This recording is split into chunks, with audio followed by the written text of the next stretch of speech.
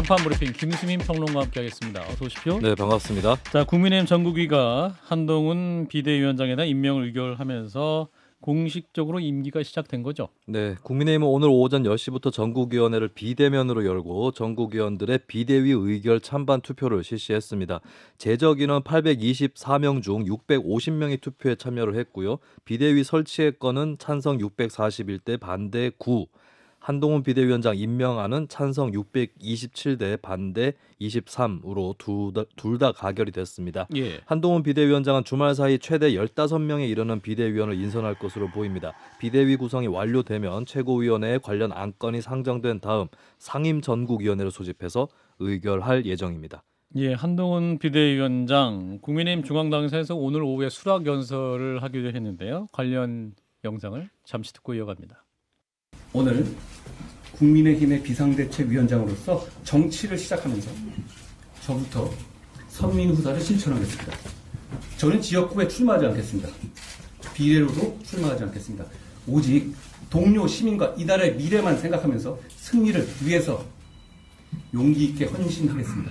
우리 당은 국회의원 불체포 특권을 포기하기로 약속하시는 분들만을 공천할 것이고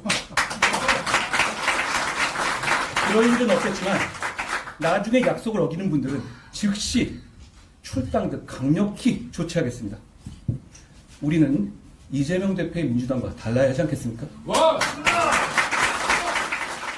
예, 오늘 한동훈 비대위원장의 수락 연설 장면이었고요. 전해주실까요? 네, 한동훈 위원장은 다수당이 폭주해 현재와 미래를 망치는 것을 막아야 한다. 운동권 특권 세력과 싸우겠다라고 말했고 이재명 대표의 민주당을 두고 운동권 개딸 전체주의라고 표현을 하기도 했습니다. 또 내년 총선에서 출마하지 않겠다. 비례대표로도 나가지 않겠다면서 불출마를 선언했는데요. 예. 기자와의 문답에서는 이준석 전 대표와 만날 계획인지 질문을 받고 다양한 생각을 가진 많은 분들을 만나 경청하겠다라고 하면서도 특정인을 전제로 한 계획은 갖고 있지 않다라고 대답을 했습니다. 예. 김건희 특검에 대한 질문에는 특검은 총선용 악법이라고 재차 강조하면서 원내에서 어떻게 다룰지에 대해서는 당과 충분히 논의하겠다는 취지로 답변했고요. 당정 관계에 대해서는 상호 보완하는 관계라면서 사극에나 나올 법한 궁중 암투는 없다고 일축했습니다. 예, 자 한동훈 비대위원장의 수락 연설, 총선 불출마 선언 내용도 주목이 되는데 어떻게 들으셨는지 진 작가님부터. 제가 여기서 이제 얘기를 했죠. 분명히 포스트 586, 포스트 운동권 선언하고 나올 거다. 예. 네, 처음부터 그걸로 시작을 했고요. 예. 그 다음에 이제 탈진영. 음. 그러니까 색깔을 좀 분명히 한 것 같습니다. 그러니까 독립운동 얘기를 한 다음에 87년 시민항쟁까지 얘기하고 6.25, 그 다음에 천안함까지 얘기했지 예. 않습니까? 그러니까 이쪽 저쪽을 넘나들면서 그 공동체의 기억을 함께 만들자 이런 메시지를 던진 거고요. 예. 그 다음에 또 국민을 위해서라면 보수 진보를 떠나가지고 진영에 상관없이 정책적으로 고려하겠다. 그다음에 진영과 상관없이 이 사람 저 사람 만나겠다. 얘기를 듣겠다라고 하는 게 탈진영적 요소에다가 또 이제 탈권위가 있죠. 뭐라고 얘기했냐면 국민의 대표니까 나를 우대해달라, 대우해달라가 아니라 국민의 대표기 때문에 국민한테 잘해야 된다. 이게 맞는다라고 얘기를 했지 않습니까? 예. 이 코드로 가면서 민주당과 이제 확연하게 이제 그 대립 구도를 이제 선명하게 만드는 거죠. 마지막에 이재명 대표의 민주당과 달라야 하지 않겠습니까? 이런 얘기를 한 것 같고. 예. 총선 불출마 선언한 부분은 이게 왜냐면은 만약에 의원이 되거나 그러면은 이게 레임덕에 걸리거든요. 근데 윤석열 대통령은 지는 해고 뜨는 해고 다음 공천 누가 주겠습니까? 그럼 줄서기가 되면서 사실 레임덕에 빠지는 이런 이제 딜레마가 있는 거죠. 예. 그런 상황에서 총선을 불출마한다는 것은 비대위원장 맞고 그가 끝나면은 난 떠나겠다라는 겁니다. 떠나서 아마도 제가 볼 때는 나갈 수도 있고 해외? 그렇죠. 왜냐하면 국내에 있으면 계속 기자들이 또 가만 놔두지 않을 거란 말이죠. 예측입니까? 취재입니까? 아니 그냥 예측입니다. 통화는 아니고. 왜냐하면은 의원이 안 되면 당내에서 뭐 무슨 일을 맡을 수는 없잖아요. 당 대표까지 한 사람이. 뭐 국무총리나 이런 거 할 수 있는 거 아니에요? 글쎄요. 다식으로 돌아가요? 장관하다가 다시 돌아간다는 건 제가 볼 때는 좀 예. 상상하기 힘들 알겠습니다. 것 같고 그렇다고 한다면 남는 건 뭐냐면 대선 주자로서 지금 보게 되면 약간 비전을 얘기를 했거든요. 자기가 어느 방향으로 나가야 될지 예컨대 저출산 문제라든지 기후 위기 문제라든지 혁신 문제라든지 등등 했거든요. 예. 이거에 관해서 대선 주자로서 아마 준비하는 시간을 좀 가질 겁니다. 그게 딜레마도 피하고 그다음에 자기가 이제 정치인으로서 뭐랄까 그 한동훈 키드로서 이거 색깔을 갖다가 세척할 수 있는 그런 휴지기도 되고 그다음에 이제 대선 후보가 나올 때 뭔가 참신한 꾸준함이 있어야 되거든요. 예. 근데 계속 정치판에 있으면 아마도 진흙탕에 구르는 거잖아요. 그런 가운데서 차라리 텀을 두는 게 낫겠다고 판단한 것 같습니다. 비대위원장 활동하고 잠시 뭐 해외를 가다 어떤 휴지기를 갖고 네. 대선 후보로 등장할 것이다. 그렇죠. 이게 공부를 하지 진교수님의 않을까 싶어요. 공부까지. 분명히 이거 그러겠죠. 취재 같은데? 아니요. 자, 김 소장님은. 일단 한동훈 장관의 뭐 연령이든 포지션이든 공격 포인트는 분명히 있는 것 같습니다. 민주당의 소위 말하는 이제 586 의원들에겐 좀 뼈아픈 대목들이 분명히 있어 보이고요. 그 부분에 대해서 이제 민주당이 어떻게 대응할 건지가 또 어떤 기조를 잡을지가 앞으로 좀 고민이 될 거라고 봅니다. 그다음에 여전히 문제 이제 김건희 특검에 대해서는 총선용 압법이다. 이건 뭐 말도 안 되는 마타도어라는 걸 여러 번 설명드렸고 본인 특검 할 때도 매일같이 뭐 생중계라기보다는 언론 브리핑을 공보를 맡은 대변이 정식적으로 해왔는데 이런 게 악법이라고 이제 와서 말하는 것은 국민들이 선뜻 이해하기 어려운 부분일 거라고 생각하고요. 예.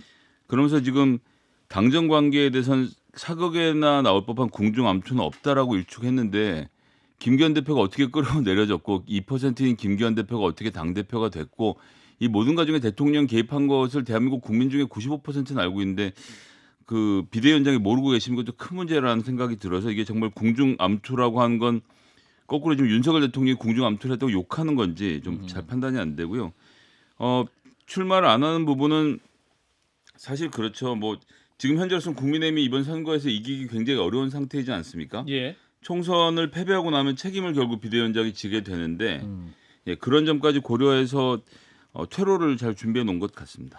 그러니까 그거는 이제 궁중암투는 없다라는 건 미래형이는 거죠. 앞으로 그렇게 하지 않겠다. 그다음에 사실 원론 얘기한 겁니다. 대통령은 대통령의 일을 하고 우리는 우리 일을 하면 된다. 근데 그 동안에 그게 섞였던 게 문제다. 이런 취지인 것 같고 또 하나 이제 질문 김건희 특검법에 대해서는 좀 애매모호한 부분이 있거든요. 한동훈 일단 비대위원장이. 악법이다라는 입장을 밝혔어요. 예. 이것도 대통령실을 향한 메시지인 것 같고 그런데 뭐냐면 열어둔 게 뭐냐면 대응에 대해서는 당과 논의하겠다라거든요. 예. 그러니까 아직 그게 결정된 건 거부로 결정된 건 아니고 그 부분에 대해서 어떤 안을 내놓을지 이제 주목이 되고요.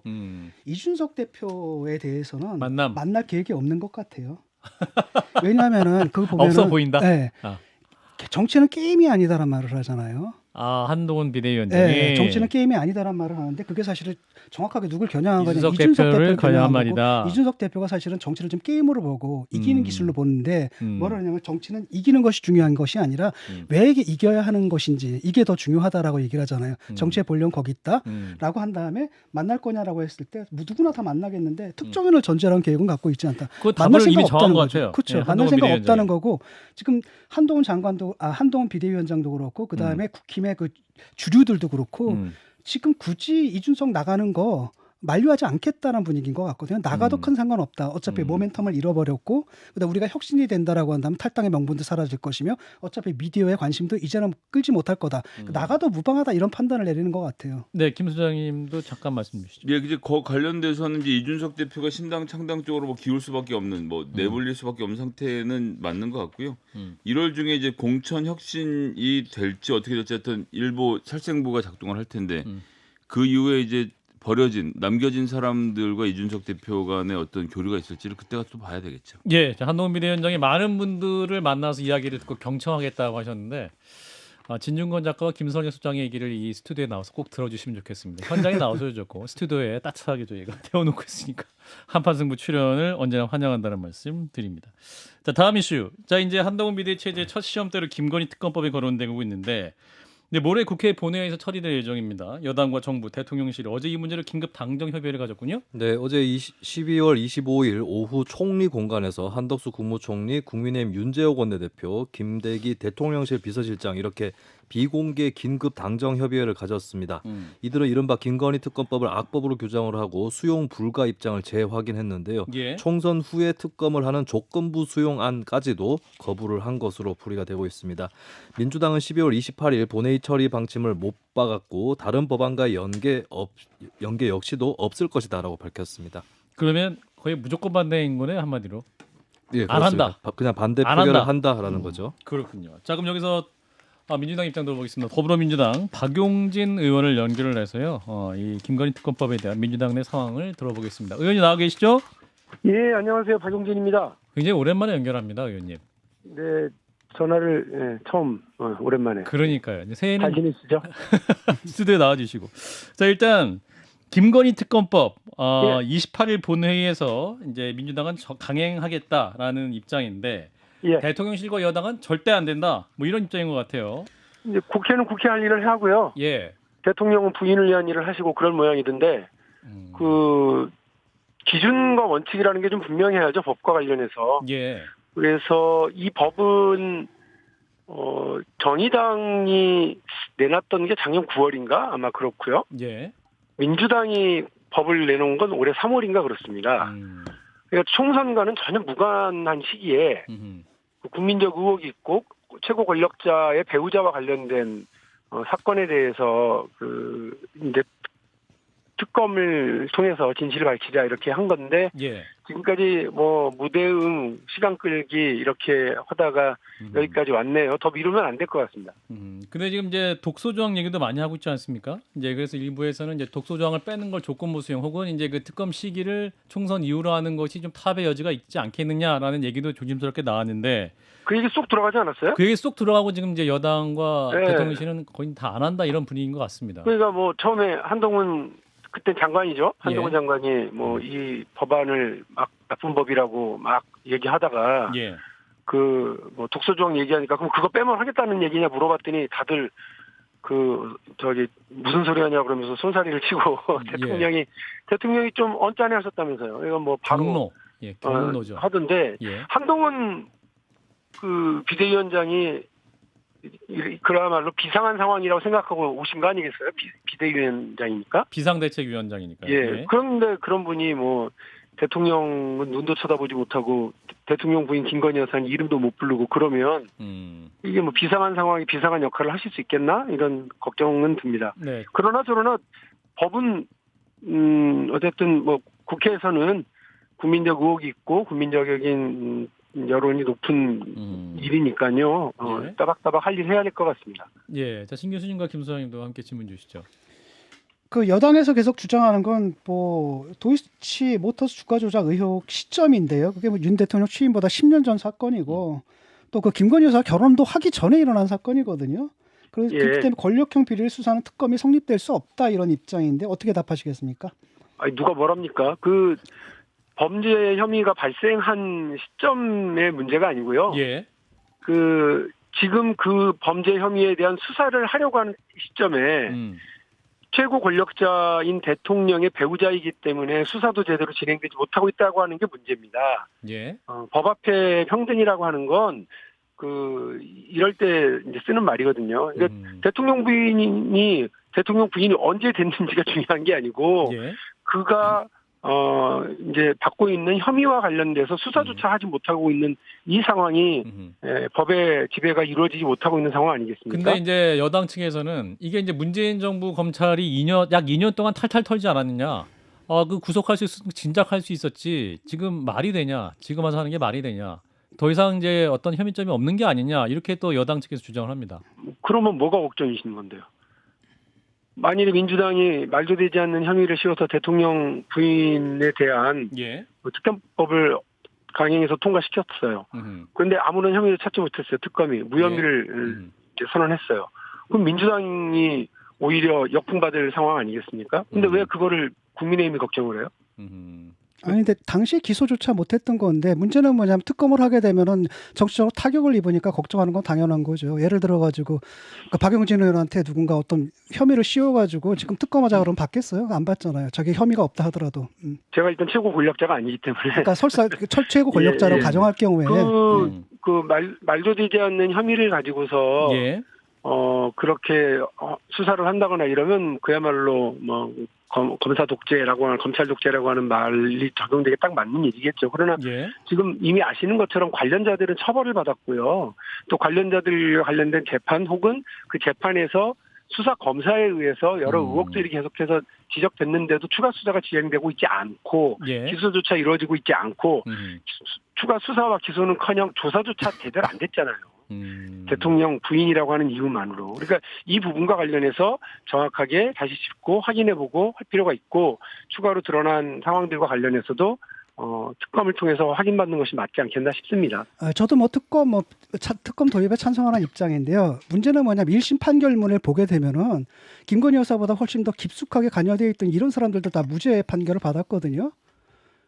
그거는 주가 조작범들에게 동원된 그렇죠. 그 계좌주 있잖아요. 전주들과 예. 관련된 부분은 아시는 것처럼 조금씩 판단의 결들이 다릅니다. 그래서 선주들이 처벌받은 경우가 많지는 않습니다. 그동안 판례들을 보더라도요. 예. 근데 이 부분과 관련해서 과연 얼마나 관여되어 있고 본인이 지시하였고 또 자신의 돈이 동원되는 것에 대해서 충분히 인지했는지가 이 죄의 유무를 가르거든요. 근데 김건희 제대로 된 영부인이 수사가 됐었느냐 이거조차도 지금 사실은 의문점이 많기 때문에 그렇고요. 저는 제가 주가 조작과 관련돼서 처벌을 좀 강력하게 하자라고 하는 자본시장법 개정안도 내서 그것도 통과시켰고요. 예. 또 이런 주가 조작범에 대해서는 그야말로 물불 가리지 않고 처벌해야 된다는 게 제 입장이고 그동안 윤석열 검찰총장, 한동훈 검사 등의 이른바 특수부 검사들과 금융 담당 검사들이 늘 하시던 말씀이 그거예요.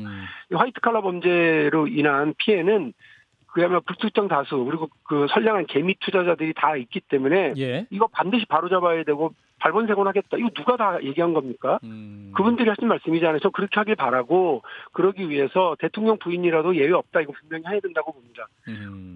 예. 그럼 이제 국회를 통과하게 되면 대통령의 그 거부권, 제2요구권이 행사될 가능성도 있는데 이 부분 어떻게 판단하십니까? 거부권 행사가 거의 명확하다고 이렇게 보시는 분이 많은데요. 진짜 천하의 부끄러운 줄 모르는 거죠. 역대 대한민국 역사상 역대 대통령들 중에 헌법상에 걸린 거부권을 자기 부인을 위해서 행사하신 분이 누가 있습니까? 자기 배우자를 위해서. 그럼 이번에 그렇게 하겠다고요? 설사 억울하고 힘들어도 그거를 제2요구를 하시면 안 되죠. 그러니까 나는 내 부인을 사랑하고 내 부인의 결백을 믿는다. 그러나 대통령 부인이기 때문에 대통령 가족이기 때문에 예. 이 치욕을 견디고 가야 된다고 본다. 이렇게 얘기하는 것이 기존에 우리가 믿고 있는 대통령의 이제 자세이죠. 억울한 점이 왜요? 그동안 역대 대통령들은 억울한 점이 없었겠습니까? 예. 근데 그 세상에 대통령의 그 헌법상의 권리 중에 하나인 거부권을 그렇게 행사하시겠다고요? 부인을 위해서? 그러니까 사실은 이거는 좀 대한민국 국민으로서도 부끄럽고 설마요 그렇게 안 할 거예요? 그렇지 않을 것이다. 특검이라는 게 굉장히 특별한 조치인데 네. 굉장히 극단적인 경우에만 이제 사용해야 될 건데 이거 10년도 더 묵은 사건 그다음에 당시에 경찰도 그냥 문제 삼지 않았고 검찰도 기소하지 못했던 이런 사건 가지고 지금 특검을 한다는 건데 문제는 뭐냐면 그런 가능성을 한번 생각해 보지 않았습니까? 이러다가 혹시 대통령이 그냥 수용을 해버리거나라고 했을 때는 민주당이 지금 황당해지거든요. 사실 민주당이 할 수 있는 하는 거는 대학의 특검이라든지 뭐 탄핵이라든지 굉장히 극단적인 조치들만 지금 계속 해왔거든요. 예. 이러다가 허탈해질 가능성은 아마 생각 안 하셨습니까? 네, 그런 문제도 있겠습니다만 국회가 가지고 있는 대통령에 대한 행정부에 대한 견제 권한이 사실상 거의 많지가 않기 때문에 예. 어떤 결과를 만들어내면 그것에 대해서 입법 조치를 통해 가지고 하는 것이 대부분이라서 극단적으로 보인다고 지금 말씀하시는 것 같은데요. 예. 그럼에도 불구하고 국회가 해야 할 일은 지금 하는 거라고 저는 생각을 합니다. 알겠습니다. 앞서 말씀드린 것처럼 화이트 칼라 범죄들 예를 들면 최순실, 이재용과 관련된 사건, 대통령 박근혜와 관련된 사건들을 윤석열 팀, 한동훈 팀이 다 수사하고 조사하고 그랬었거든요. 처음에 다 불구속 조치가 떨어지기도 했고 심지어는 수사심의위원회에서 기소하지 말라라고까지 했었던 사건들도 상당히 많습니다. 예. 그럼에도 불구하고 재판에 붙이고 최종적으로 유죄를 받아내기도 하고 그랬습니다. 왜냐하면 권력 가진 사람들, 돈 있고 힘 있고 빽 있는 사람들의 화이트 칼라 범죄는 매우 은밀하고 그리고 주도 면밀하게 만들어집니다. 그렇기 때문에 반드시 이렇게 엄정하게 추사해야 된다. 이거 누가 얘기했느냐? 국회 본회의장에서 한동훈 법무부 장관이 저에게도 했던 말입니다. 알겠습니다. 저도 거기에 동의합니다. 자, 마지막으로 민주당 관련 질문만 드리고 마무리해야 될 것 같은데 시간이 없는 게 좀 아쉽네요. 지금 이제 이재명 대표가 김부겸 전 총리에게 이제 공동선거 대책위원장, 공동선대위원장 제안을 했다고 하죠. 그러면 이제 이낙연 전 대표는 그 비명기가 제안한 통합형 비대위는 거절한 것으로 보이는데 이러한 방안은 어떻게 판단하십니까? 글쎄 그 답이 그게 답이 이른바 당내 혁신계 뭐 원칙과 상식 또 그 이낙연 전 대표 이런 분들이 원하신 것에 대한 답이라고 이재명 대표가 내놓은 것인지 일단 모르겠고요. 예. 그 지금 이재명 대표는 당의 분열과 우려, 그다음에 그 강서구청장 보궐선거로부터 시작된 그 강 건너의 불이 이 옆집의 불로 옮겨와가지고 민주당으로 옮겨붙기 시작한 상황인데요. 예. 여당의 혁신 움직임이 민주당이 지금 혁신하지 않고 변화하지 않고 통합하지 않고 단결하지 못하면 총선에서 상당히 어려워질 수도 있다라고 하는 게 보이고 있는 상황에서 예. 그 답을 내놓으신 거라면 좀 실망스럽고 뭐 대답을 하시려면 이낙연 대표를 좀 만나고 이낙연 전 대표를 만나고 또 저 원칙과 상식의 그 구성원 의원들도 좀 만나서 듣고 그 대화를 좀 진행하시는 것이 우선이지 않을까 싶고요. 알겠습니다. 지금은 이재명 플랜이 필요할 때라고 보고요. 이재명 그러니까 플랜이 필요하다. 예, 한동훈 비대위원장한테는 대통령 눈도 못 쳐다보고 그 김건희 이름도 못 부르냐, 김건희 특검이라고 말도 못하냐 이렇게 저 비판적으로 얘기했습니다만 요구되고 있는 당내 비판과 불만에 대해서 직접 듣고 대화하셔야 돼요. 이재명 대표도. 마무리하겠습니다. 예, 말씀 여기까지 또 고맙습니다, 의원님. 네, 감사합니다. 박용진 더불어민주당 의원이었습니다. 하나만 짚고 마무리하죠. 자, 지난 대선 당시 김만배 씨 인터뷰가 허위라는 의혹을 두고 지금 검찰 수사가 확대되고 있는데 인터넷 언론입니다. 뉴스버스의 이진동 대표를 검찰이 압수수색을 했군요. 네, 서울중앙지검 특별수사팀이 이진동 뉴스버스 대표의 주거지와 뉴스버스 사무실에 있는 PC에 대한 압수수색을 진행했습니다. 이진동 대표는 정보통신망법상의 명예훼손 혐의를 받고 피의자로 입건됐는데요. 뉴스버스는 부산저축은행 수사 문제를 2021년 10월에 초창기에 보도를 했습니다. 대장동 초기 사업자 이강길 씨와의 인터뷰 그리고 2011년 부산저축은행 수사 당시 소환 조사를 받았던 조우영 씨가 2015년 경찰 수사에서 진술했던 기록을 토대로 해서 윤석열 검사가 당시 주임 검사였던 당시 수사에서 대장동 일당이 수사 대상이었지만 결국 입건되지 않았다면서 대검 중수부 대장동 대출 비리 뺐나 빠졌나라고 의혹을 제기한 바 있습니다. 예, 뉴스버스 측 입장이 나온 게 있습니까? 네, 이진동 대표는 문제가 된 기사를 자신이 직접 검토하긴 했으나 보도 과정에 문제가 없었다는 입장을 내놨습니다. 뉴스버스가 윤석열 정권에 대한 비판적 언론이라고 판단해서 이루어지는 언론 탄압이라고 본다라고 밝혔습니다. 예, 자, 이 부분은 짧게 10초씩 논평 주시죠. 진작하님. 이게 사실 명예훼손을 건 거는 이게 수사를 하기 위해서 한 거거든요. 사실 명예훼손을 해봤자 이거 처벌하면 형량이 얼마나 나오겠습니까? 그래서 진상규명은 좀 필요한데 이게 꼭 검찰 수사였을까 이런 생각이 들고 문제는 뭐냐면 이게 정원유착이고 권원유착이거든요. 유권자들을 속이는 행위고 민주주의에 대한 중대한 침해입니다. 이거 그냥 언론 자유로 대충 땜질하고 넘어가서는 안 됩니다. 자정이 좀 필요합니다. 반성과. 김 소장님. 이진동 대표가 김만배 씨랑 통화했다는 이유 하나만으로 너 범죄자인 것 같아 내가 한번 들여다봐야 되겠어. 검사가 지금 언론의 보도 행태까지 숙제 검사하듯 다 뒤져보고 있는 이 상황은 매우 심각합니다. 자기들이 생각하기에 문제 있으면 아무 언론이나 마음대로 대표, 뭐 기자, 언론사 사무실 뭐 할 거 없이 마음대로 뒤져볼 수 있는 권한을 줬다고 생각하는데 언론의 자유를 이런 식으로 침해하는 검찰 규탄합니다. 법원에서 영장을 내줬을 때는 그 이유만으로 내주지는 않았을 거예요. 압수수색 영장 발부율 99.1%이기 때문에 자판기라는 말을 들어도 법원도 할 말이 없습니다. 예, 시간이 없어서 오늘 일단 여기까지. 김수인 평론가였습니다. 고맙습니다. 네, 감사합니다. 좋아요. 구독. 알림 설정.